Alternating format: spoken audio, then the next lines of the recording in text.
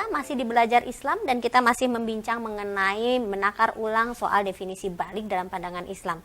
Nah pemirsa, tadi kita sudah mendiskusikan mengenai ternyata banyak sekali dimensi-dimensi yang harus diperhatikan ketika mengidentifikasi atau memahami seseorang itu sudah beranjak dari usia anak-anak ke usia yang lebih matang. Nah tapi seperti yang kita tahu nih, problemnya sekarang tuh kan kompleks. Media masuk jor-joran istilahnya zaman sekarang. Sampai ke tempat tidur yang paling private. Betul, bahkan itu sampai ke desa-desa terpencil. Orang sekarang bisa mengakses sesuatu yang dulu kalau zaman saya belum bisa diakses, sekarang sudah bisa diakses dengan mudah.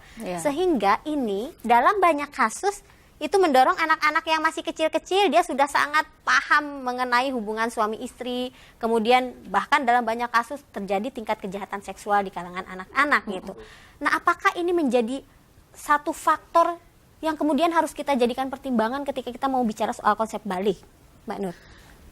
Yang pasti begini Mbak Loli, akses untuk melihat gambar, melihat tindakan yang dewasa itu sangat mudah didapatkan oleh anak-anak. Tentu itu mempengaruhi pola pikir anak. Nah, yang harus kita waspadai adalah laki-laki dan perempuan itu tanda masuk usia dewasanya kan sudah lain ya. Saya tuh membayangkan begini, anak laki-laki di usia SD sudah mimpi basah, berarti dia sudah pernah melihat adegan orang dewasa di dalam mimpinya. Karena itu dia sangat mungkin kemudian mempunyai cara pandang yang berbeda ketika melihat teman perempuannya. Sementara si perempuan itu tanda dewasanya adalah menstruasi.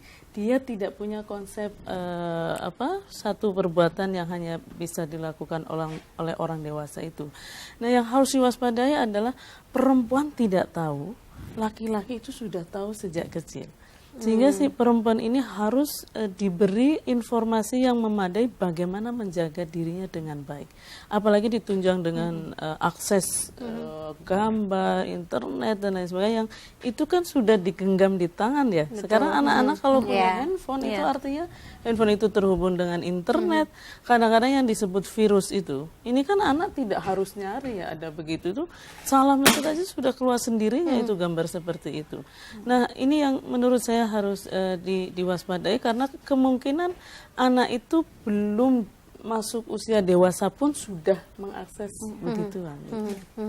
Nah, kalau melihat tadi berbagai kasus yang ditangani oleh PK gitu ya, bisa bercerita soal cara efektif pembekalan apa yang harus kita berikan ketika anak memasuki usia yang tadi Mbak Nur sebutkan, Mbak Nani? Pertama, bicara soal tubuh, mengenal tubuhnya sendiri itu sangat penting ya. Selama ini kan itu tabu. Tadi Mbak Nur sudah menekankan laki-laki ketika dia mimpi basah, dia sudah punya pengalaman di dalam mimpi itu, dia memahami soal hubungan seksual misalnya ya. Sementara perempuan dengan menstruasi dia tidak mengalami hal itu dalam proses dia menjadi balik secara biologis. Nah, yang paling utama adalah memberikan pendidikan, pengenalan terhadap perubahan apa yang terjadi dalam tubuh si perempuan ini ketika dia mengalami menstruasi.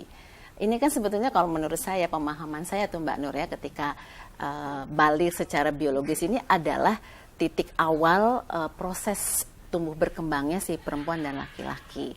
Jadi itu pendidikan memahami, mengenal tubuhnya, kemudian juga apa artinya itu bagi kehidupan dia sebagai perempuan, bagi kehidupan dia sebagai laki-laki, dan apa yang akan terjadi kalau misalnya ada hubungan antara anak perempuan ini dengan anak laki-laki, dan bagaimana konsekuensi sosialnya juga harus diberikan informasi yang gamblang.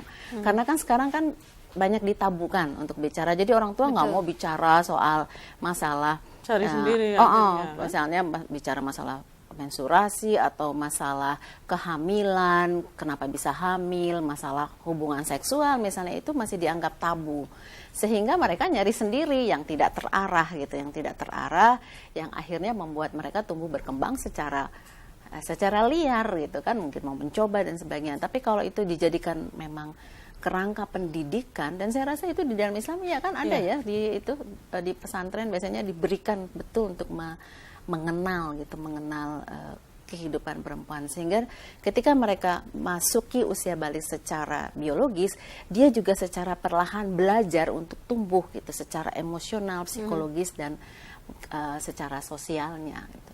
Nah, ini dalam banyak sekali curhatan di luar, bicara santai antar ibu-ibu.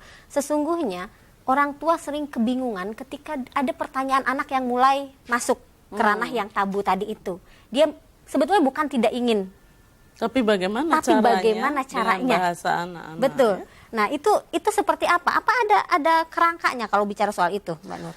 Ya, tentu kita akan bicara sesuai dengan tahapan usia. Tahapan usia. Anak punya bahasanya sendiri ya. Kita tidak mungkin menjelaskan dengan cara yang dilakukan pada orang dewasa. Saya misalnya secara sederhana saja mengatakan bahwa dia harus, intinya kan bagaimana menjaga tubuhnya dan tidak diperlakukan secara tidak sopan oleh orang lain kan gitu. Misalnya kita bisa mengatakan secara gamblang bahwa tidak boleh seorang pun memegang payudara adik misalnya, atau memegang atau yang vagina, lain juga, atau yang lain atau yang apa, karena dan kalau misalnya ada lalu dia tidak nyaman, dia harus tidak nyaman. Memang kalau misalnya ada orang kadang kan bercanda itu tidak lucu ya, bercanda itu menyebalkan karena colak-colak yang lucu enggak tapi menyebalkan ya. Tapi bahwa anak itu harus dikasih tahu bahwa yang begitu itu tidak baik. Dan bahwa kalau ada orang yang melakukan itu pada dia, karena kan orang dewasa juga banyak yang tidak bertanggung jawab. Anak harus berani melapor pada ibunya, walaupun ketika diancam. Karena biasanya orang dewasa yang tidak bertanggung jawab melakukan pelecehan seksual pada anak perempuan, dia akan mengancam atau mengiming-imingi macam-macam yang membuat anak itu menjadi diam gitu. Oke.